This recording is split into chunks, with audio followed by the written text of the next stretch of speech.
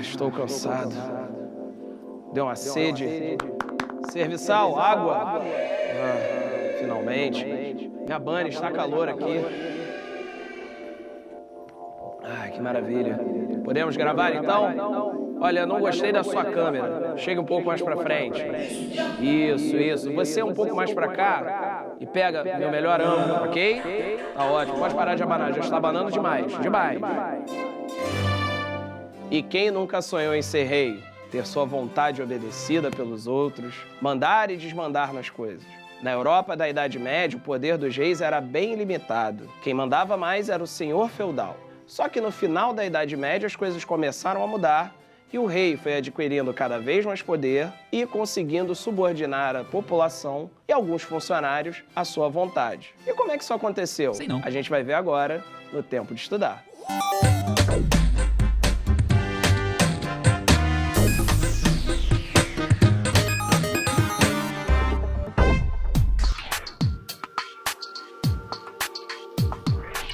Por volta do século XII, em algumas regiões da Europa, o rei começou a impor seu poder diante da nobreza local e também passou a ser obedecido pela população. Mas esse fortalecimento do rei não acontece simplesmente por sua vontade. Há um arranjo de forças e interesses entre o próprio rei, a nobreza e a burguesia, camada social que começava a crescer a partir do aumento do comércio e o crescimento das cidades. Precisamos analisar cada um desses personagens para entender o que aconteceu.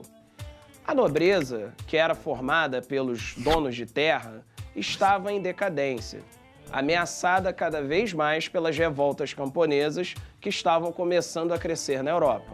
Além disso, muitos nobres voltavam arruinados das cruzadas. Não parecia má ideia fazer parte da burocracia estatal, ou seja, aproveitar dos impostos que o rei cobrava da população para manter seu luxo e sua tranquilidade. Além disso, o exército real os protegeria das revoltas camponesas. Com o crescimento do comércio, surge a burguesia.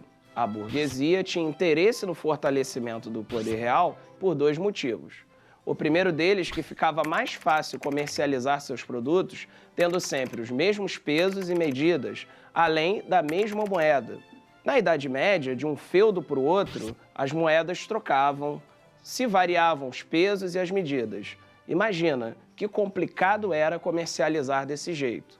Além disso, cada senhor feudal cobrava um imposto diferente do outro.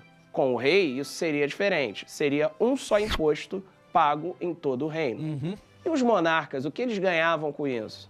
Bem, o apoio da burguesia garantia aquela coisa mais importante, que era o dinheiro. Com esse dinheiro, ele poderia, o rei, financiar um exército profissional. A partir da força das armas, poderia impor sua vontade, definir um território e também poderia impor uma lei única, que todos os cidadãos teriam que obedecer. A partir do momento que o rei impõe sua autoridade num território definido, com uma lei única e uma população também definida, passa a existir o que chamamos de Estado Nacional Moderno. Em alguns países, a autoridade do monarca se impõe de tal maneira que dizemos que o país se torna absolutista. Quê? Absolutista. O rei é a autoridade máxima. Praticamente não é questionado. O rei, então, vai passar a decretar leis, impor tributos e até comandar o exército. Pois é, falei de diversos grupos sociais, você deve ter notado, ó, da nobreza, da burguesia, dos camponeses, mas não falei do clero. E aí, será que a Igreja Católica não participou de alguma forma desse processo de centralização do poder real? Muitas vezes a autoridade do rei não se impunha apenas pela força, mas também pelo imaginário que ele criava ao redor de sua figura. Para isso foi necessário o apoio da Igreja, que começou a ver com bons olhos um poder um pouco mais centralizado, que ela pudesse controlar. Como assim? Muitas vezes o Papa era convidado para a cerimônia de coroação de um determinado rei, principalmente em países como França, Portugal e Espanha. Por que isso? Para dar à população a ideia de que o rei era alguém escolhido por Deus para guiar aquele povo. Que rei vai se tornar o grande símbolo do absolutismo a ponto de ser reconhecido como o Rei Sol. Este rei é Luís XIV, governou a França entre 1643 e 1715. Era chamado de Sol porque ele dava luz e vida a tudo. Durante seu reinado, a França se torna uma potência econômica. O luxo de sua corte marcou uma época. Chegou a dizer que o Estado sou eu, devido ao grande poder que acumulava em suas mãos. Como já disse, a corte de Luís XIV impressionava por sua grande... Vamos lá, 3, 2, 1. Como já disse, o luxo da corte de Luís XIV impressionava. Seu palácio de Versalhes é até hoje um símbolo do poder e da beleza, do requinte, daqueles tempos da nobreza francesa. Vamos analisar o quadro que está aí na tela. Como já disse, a figura do rei não se impunha apenas pela força, mas também pelo imaginário. A figura de Luís toma o centro do quadro, com seu manto imponente, e ele está bem centralizado.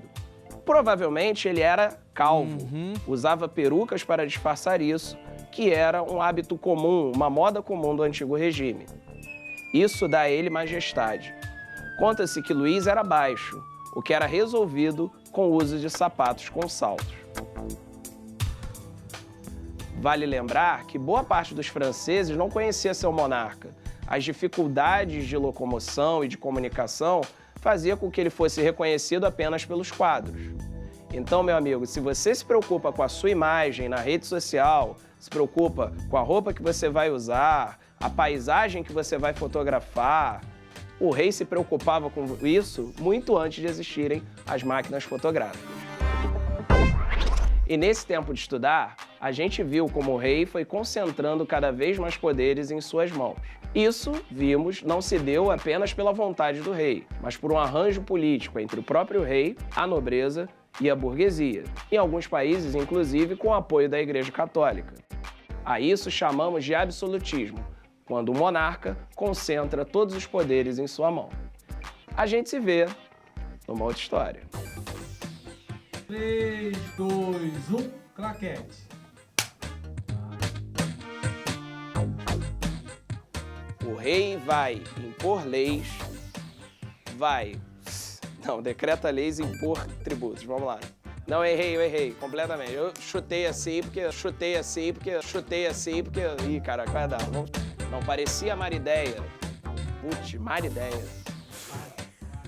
Vamos lá. 3, 2, 1. Tinha dado certo, eu olhei. Vamos de novo. Como é? Pô, caraca, foi tão legal, uma palavra matou tudo. Vamos lá.